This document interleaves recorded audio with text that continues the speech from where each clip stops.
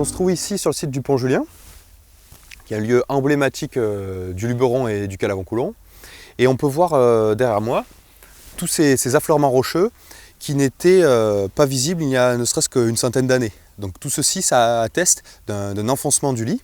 Et cet enfoncement du lit qu'on appelle l'incision, il a été causé notamment par les extractions très importantes de matériaux, donc de sable, de gravier et de sédiments au XXe siècle, en période d'après-guerre et de reconstruction, mais a néanmoins des impacts très importants sur le milieu encore aujourd'hui.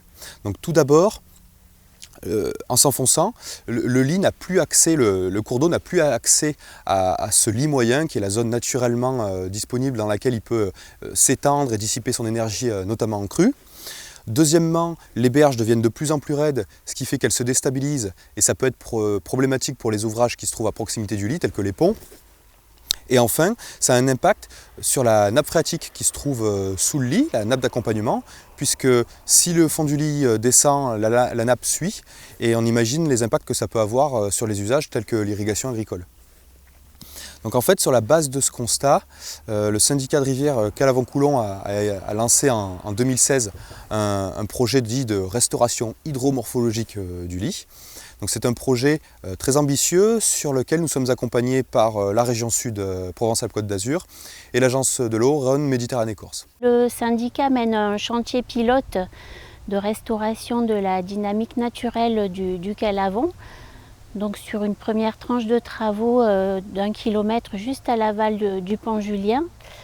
Et c'est un chantier qui a été soutenu par l'agence de l'eau dans le cadre de son 11e programme et du plan Rebond, à hauteur de 70%, parce que c'est un projet qui est très intéressant puisqu'il restaure la dynamique naturelle du cours d'eau. Et ce type de solution, de travaux, de solutions fondées sur la nature, c'est exactement le type de travaux que recherche l'agence de l'eau. Donc en septembre dernier, s'est achevé un chantier qui a duré 1 mois et qui vise à terme à limiter cet enfoncement du lit. Pour cela, on est venu redistribuer les matériaux déjà présents dans la rivière par le jeu de déblai et de remblai.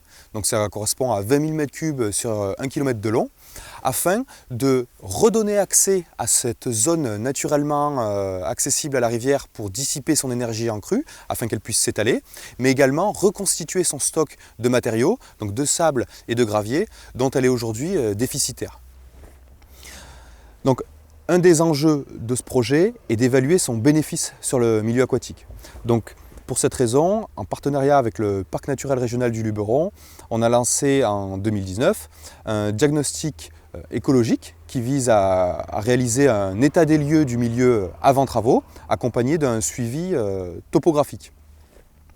Ce diagnostic va se poursuivre pendant 10 ans en phase après travaux par un suivi composé de 2 volets, donc toujours un volet écologique constitué d'inventaires sur la faune et sur la flore, et d'autre part d'un volet morphologique qui va consister à réaliser des levées topographiques pour avoir une idée de l'évolution du milieu.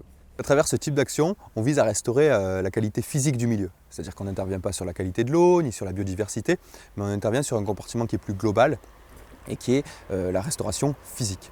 Donc en fait, pour cela, en faisant sauter des contraintes artificielles qui n'ont aujourd'hui plus lieu d'être, on vise à restituer à la rivière sa capacité à respirer et donc à restaurer cet espace de mobilité naturelle.